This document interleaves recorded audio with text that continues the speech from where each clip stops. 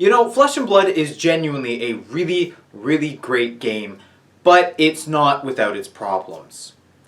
Let's talk about legendaries. Legendary cards are a big part of Flesh and Blood. Whether it be equipment, a specialization, or, in one rare case, a hero, legendary cards are notorious for being expensive, and, in the case of the equipment, needed for the highest levels of play. So legendary cards show up in about 1 in every 4 boxes, so 1 in every case roughly. A lot of the most expensive ones though are the equipment, because quite frankly, if you want to play the strongest version of a deck, more often than not, you're gonna need at least 1 or 2 pieces of legendary equipment. Now, obviously, Flesh and Blood, being the amazing, beautiful, wonderful game that it is, does offer incredible common options. Like, these options are good. Maybe not quite as good as most of the legendary, but good enough that you're not that far behind. It's just they have that one incremental edge, whether it be just a couple extra defense or maybe the ability is just a little bit better.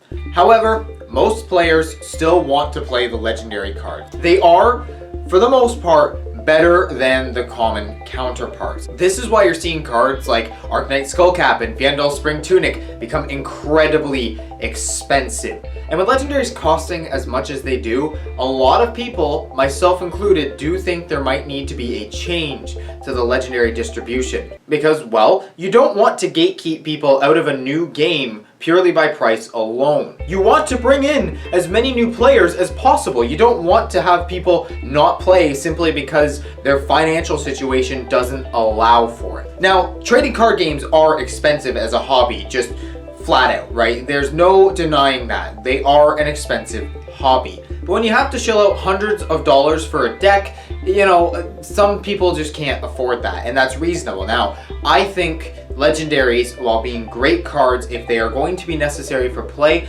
they should be a little more available. So what can be done? Some of the common suggestions are 1 legendary per box or 1 legendary per 2 box, you know, maybe even 3.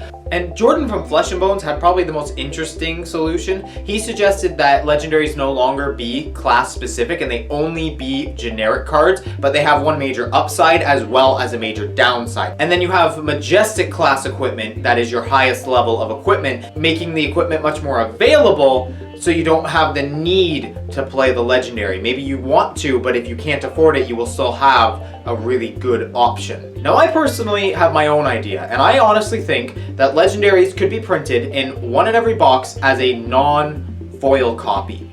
And in 1 in every 4 boxes, you get that foil. Maybe that's a bit too much. Maybe that's the legendary price being tanked, but I think 1 a box will still make them worth something. See, I like the idea of making non-foil legendary cards easy to get. They're cheap, you can pick them up if you just want to play. They're the cheap version of what you want. But the rainbow foil ones are the ones that are hard to pick up. And people who want that nice shiny foil, they'll pay a premium for it. But only if they want it. You don't need it to play. Now, if I'm being honest, I actually really like the idea of Flesh and Bones, where you have class equipment being majestic and generic equipment being legendary. It just seems like a really cool way to balance it while keeping the 1 in every 4 box rule that they have for the legendaries. But I actually wouldn't mind if they just split them up between foil and non-foil. Now, obviously, we don't know what LSS is going to do. They might not even address it. But it could just be a small solution.